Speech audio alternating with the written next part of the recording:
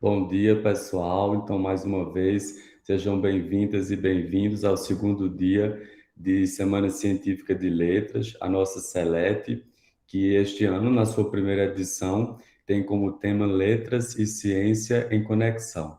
Então, nesse momento, a gente vai dar início à jornada pela manhã de comunicações orais e eu convido a estudante Isamara Souza de Oliveira, em coautoria com o professor Daniel Aguiar e Silva, que é o seu orientador, para apresentar a sua comunicação oral intitulada Variação Linguística e o Ensino de Gramática Normativa. Experiências de professores em uma escola pública no interior do Ceará. Então, a Isamara já está na sala e tem aí um tempinho, em torno de 12 minutos, para apresentar sua comunicação oral. Bom dia a todos. Como o professor Sóstenes bem comentou, né, o título do meu trabalho é Variação Linguística e Ensino de Gramática Normativa, Experiências de Professores em uma Escola Pública no Interior do Ceará, feito por mim, Isamara Souza de Oliveira, e meu orientador, professor Daniel Aguiar e Silva.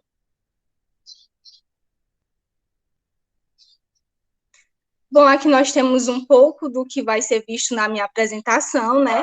Mas de início eu queria falar um pouco sobre a motivação para este trabalho, né? Então, muitos alunos, eles perderam o gosto por aprender gramática, né? Muitos professores e muitas instituições acabam sendo muito conservadoristas quanto a esse ensino, né? Então, eles meio que predizem que a gramática normativa, que a norma culta, é a única forma certa de se comunicar e de escrever, e meio que acaba deixando de lado essas variedades linguísticas dos alunos. E eles acabam se perguntando onde é que eu vou usar isso, né? Se eu vou falar dessa forma na minha casa, os meus amigos, os meus familiares vão rir de mim.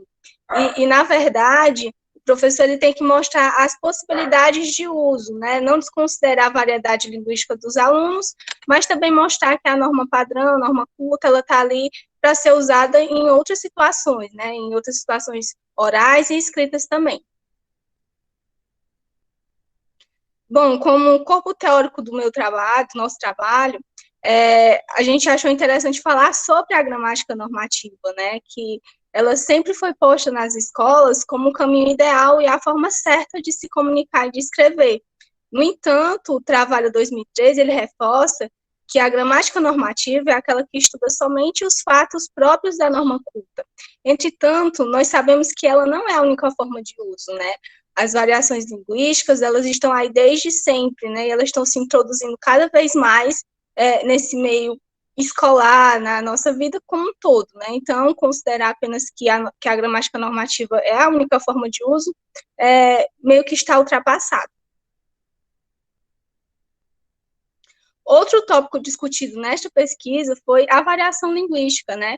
Que ela está presente nos mais variados espaços de comunicação. Timbani, em 2017, ele vem falar que é importante compreender que a língua não é um sistema único, invariado, estático, mas necessariamente abriga um conjunto de variedades, variantes e dialetos, né? Então, aí vem exemplificar muito bem essa questão da variabilidade que a nossa língua tem, né? Das nossas variantes. Então, meio que vem contrapor essa gramática normativa aí.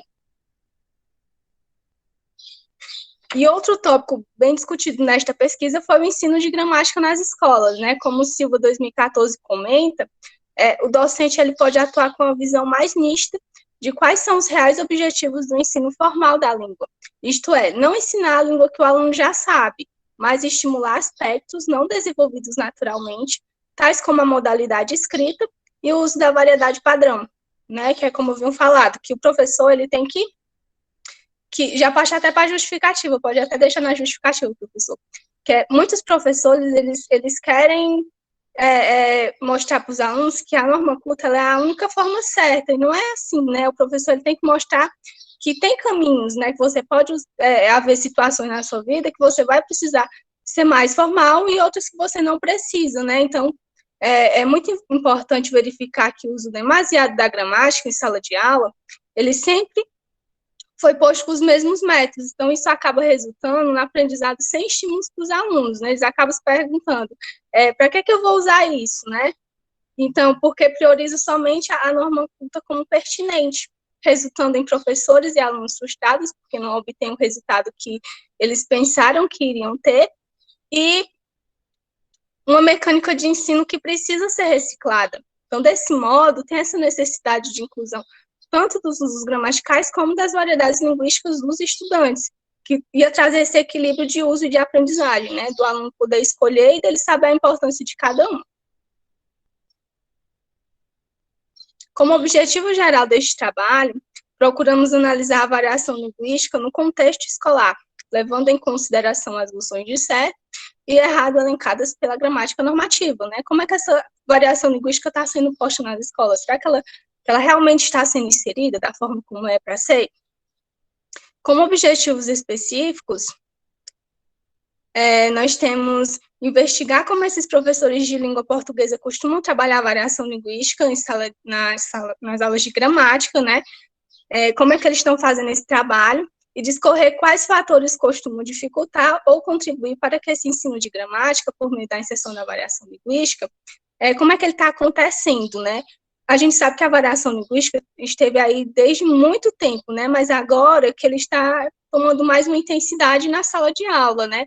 E claro que há muitas dificuldades e também há fatores que contribuem, então é isso que a gente procurou discutir nessa pesquisa. Na metodologia deste trabalho, um estudo de natureza básica descritiva, né, porque nós procuramos descrever bem as respostas dos participantes, descrever quais fatores, né, como a gente colocou lá nos objetivos, e essa pesquisa tem uma abordagem qualitativa, porque priorizamos a qualidade das nossas respostas, visto que nós não temos um número muito grande de participantes, né, mas a qualidade das respostas não interferiu para que nós obtivéssemos resultados satisfatórios. A coleta de dados foi um questionário no Google Forms, né, com 17 questões, que foram aplicadas com 3 professores de língua portuguesa no ensino médio da Escola Pública da cidade de Ubajara.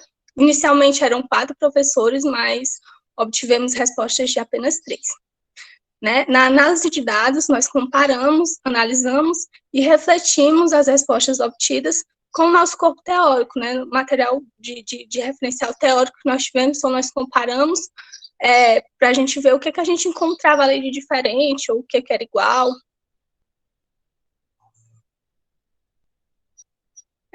Selecionamos algumas questões aqui para comentar com vocês na análise de dados. Colocamos até, inclusive, a primeira pergunta do questionário, né? Você costuma trabalhar variação linguística nas suas turmas? Nós podemos perceber que no gráfico que tem aí abaixo, 100% dos participantes confirmam que sim, que trabalham variação linguística, e consideramos importante também perguntar como é que eles trabalham, né, variação linguística. Então, nós tivemos essa pergunta, era uma pergunta que os professores podiam escrever da forma com que eles considerassem que era relevante. Então, por exemplo, um professor falou que gosta de trabalhar através de memes, de figuras, de frutas, então foi assim, de tudo um pouquinho, né? Outro professor, por exemplo, falou que gosta de trabalhar através de obras mais regionalistas, como, por exemplo, de Raquel de Queiroz. Outro professor, por exemplo, disse que gosta de trabalhar através de recursos que ele retira da internet mesmo, né? De redes sociais e de alguns materiais que a rede de ensino disponibiliza também.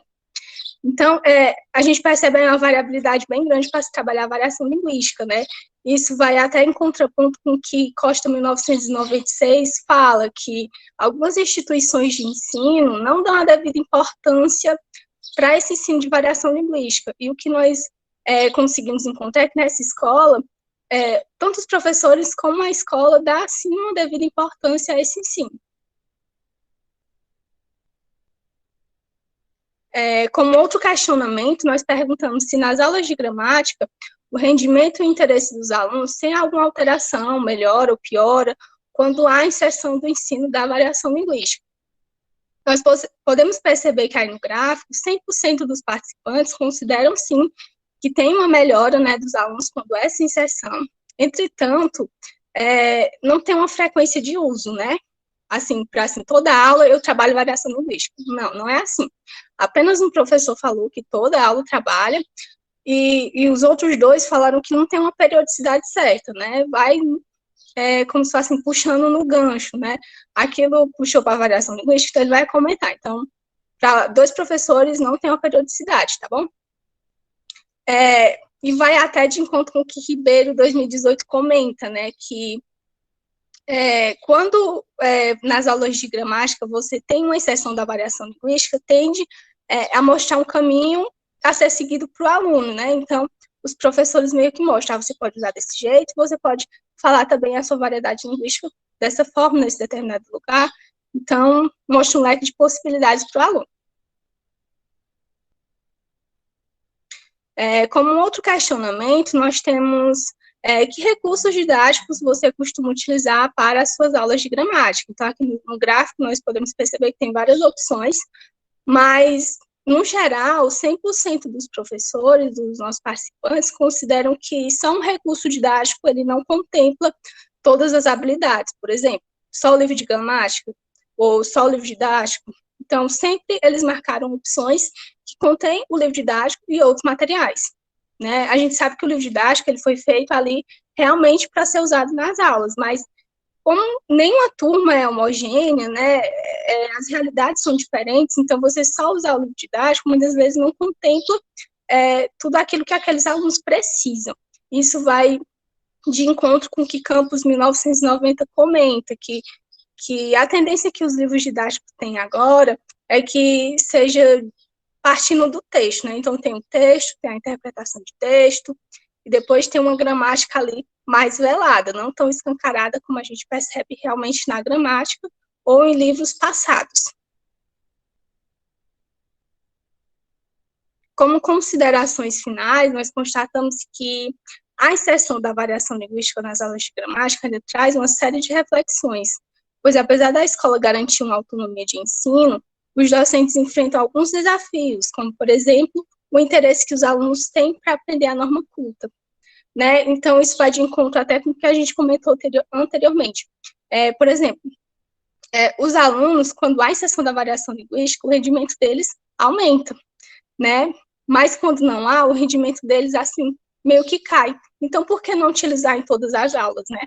Então, apenas um professor utiliza em todas as aulas. Então, aí vai esse questionamento também. Quanto ao ensino de gramática, os docentes eles têm se preocupado mais com a inserção de estratégias didáticas utilizadas, que auxiliam o aluno a ponderar sobre o uso de gramática, pois ao trabalhar mais contextualizada, possibilita a utilização da produção textual como um elemento fundamental no processo de ensino e aprendizagem. O que a gente percebeu foi que esses professores, apesar de não trabalhar em todas as aulas a variação linguística, eles tendem a se preocupar com essa gramática, né? Não tão escancarada, trabalhar ela mais contextualizada através de um texto, aí ele pode puxar também para uma interpretação de texto, trabalhar a gramática sim, mas não de uma forma tão escancarada, com que o aluno fique pensando, não quero aprender esse monte de regras. Minhas referências, eu encerro minha fala por aqui. Obrigada. Obrigado, Isamara, pela apresentação. Inclusive, uma ótima apresentação, muito segura, não é? A gente percebe a segurança com que você apresenta seu trabalho. E assim, eu fiquei, enquanto você apresentava, fiquei tentando imaginar alguma pergunta para lhe fazer como mediador, e na verdade nem sei se tem alguma pergunta a fazer. Tenho mais um comentário, inclusive breve, que é uma coisa que me chama a atenção no seu trabalho, que você parte de uma concepção de língua, ali alicerçada em Travalha, né, em Timbani, que é uma concepção de língua como atividade, né? Porque quando a gente pensa a língua como atividade, você foge daquela visão cristalizada de língua sempre atrelada à gramática normativa. E aí você começa sua reflexão percebendo o papel do aluno, né? Você não usou a expressão preconceito linguístico, mas quando você fala no início da sua apresentação dessa relativa insegurança que muitos alunos têm de se expressar, né, em público, em contextos mais formais, isso aponta para o preconceito linguístico, que é o medo do julgamento, né? E aí, iniciando essa reflexão, trazendo a figura do aluno, você quer observar como é que esse aluno é apresentado ao ensino de gramática na escola. E para isso você vai observar o trabalho dos professores, né? Porque na sua pesquisa o que importa é observar o trabalho dos professores, é esse segmento que você destaca. Então, por isso que sua pesquisa tem uma metodologia muito bem construída, né? Porque você sabe exatamente aonde quer chegar. E aí, uma coisa interessante, já no seu título, é porque você primeiro coloca a expressão variação linguística e depois você traz a gramática normativa, né? Porque muitas e muitas vezes a gramática normativa está excluindo a variação linguística. Porque se já é normativa, ela trabalha com normatização, com a noção de certo e de errado, enquanto a variação linguística vai numa perspectiva, digamos assim, entre aspas, mais libertária, né, de uso da língua e de reflexão dessa língua. Então, é muito pertinente essa reflexão que você faz. Eu acho que o seu trabalho traz uma contribuição relevantíssima para essa relação variação linguística gramática, pensando no ensino de língua, né? Porque ainda e sempre a gramática, né? Ainda e sempre a questão da gramática. Eu acho que a gente nunca vai deixar de discutir a gramática no curso de letras, o papel da gramática, os gargalos que o ensino de gramática muitas vezes implica na formação do aluno, né? Então, parabenizar a você e ao professor Daniel pela ótima orientação, né? E saber se algum colega tem alguma consideração a fazer, se o professor Daniel quer falar alguma coisa, ou se mais alguém quer falar. Ah, sim. Pois não, Daniel. Bom, mais uma vez, bom dia a todo mundo, bom dia professores, professoras, alunos, alunas, colegas. Obrigado em nome se bem que a Isamara ainda vai dar as considerações dela, acredito, mas obrigado a todo mundo. Falando não apenas como orientador, mas falando como professor do curso, falando como um dos organizadores da semana. Vocês estão vendo, eu não canso de falar, que é um orgulho para nós professores ver que tem uma variedade, pegando já aqui a dica da variação, né? Tem uma variedade de pesquisas, de temáticas de pesquisa acontecendo no nosso curso. Então, nós tentamos dividir em 4 momentos, digamos, em 3 momentos, porque nós tivemos 2 temáticas no mesmo momento, e algumas meio que se comunicam, uma tem algumas que são formação de professores, mas também tem metodologia, que também tem ensino, então, assim, meio que fica eu até comentando com a professora Wilana, tal pesquisa nós colocamos em qual eixo, porque ela tem aqui, tem meio, digamos, híbrido, né, que é uma palavra que está muito na moda ultimamente, híbrido, mas o que é interessante é que nós temos essa variedade. Então, nós temos aqueles alunos que estão indo para o lado da literatura, nós temos aqueles que estão indo mais para o lado da educação, da pedagogia, da formação de professores, temos a de tradução, principalmente vocês vão ver nos vídeos dos trabalhos em andamento, que vão estar disponíveis no canal do YouTube, para estar só a partir do meio-dia, mas eu não sei se já colocaram, que a variação, ou a variedade, né, não pegando a história da variação, a variedade de temas ainda está bem maior do que essas que foram apresentadas ao vivo. E as meninas, principalmente as que estão comigo, as minhas orientandas, levaram para o lado da sociolinguística, pegando, vocês viram que tem um quê de prática pedagógica também, vocês estão vendo que é híbrido. Então, isso é interessante, como o professor Sócrates falou, a saber a visão que vocês estão tendo. Vocês não estão com uma visão muito fechada, vocês não estão com aquela visão de eu quero pegar apenas determinado tópico e trabalhar aquilo dali sem olhar para os lados. Então, a importância do evento, a importância de uma pesquisa que é apresentada aqui para vocês, é justamente para quem ainda está meio na dúvida sobre o que pesquisar, vocês estão vendo mais um norte, um norteamento. Eu acho que eu vou por aqui, a minha pesquisa pode ser parecida com essa, mas aí o que vocês têm que ver é o seguinte, a minha pesquisa ela pode ser parecida com a da Isamara, mas ela vai diferenciar em algum determinado ponto. vocês não necessariamente vocês têm que trazer uma pesquisa no TCC, uma pesquisa super, hiper, mega inédita que nunca ninguém pensou na vida. Vocês podem ter um ponto de partida e especificar aquele ponto. Então, vocês podem trabalhar numa escola pública. Se alguém já fosse fazer essa atividade no Santa Maria, por exemplo, numa escola particular, já é uma outra pegada, porque aí é interessante você saber. Essa é a visão, por isso que o título do seu trabalho diz muito sobre ele. Então, o título do nosso trabalho, ele é Variação Linguística, o Ensino de Gramática Normativa, Experiências de Professores numa Escola Pública.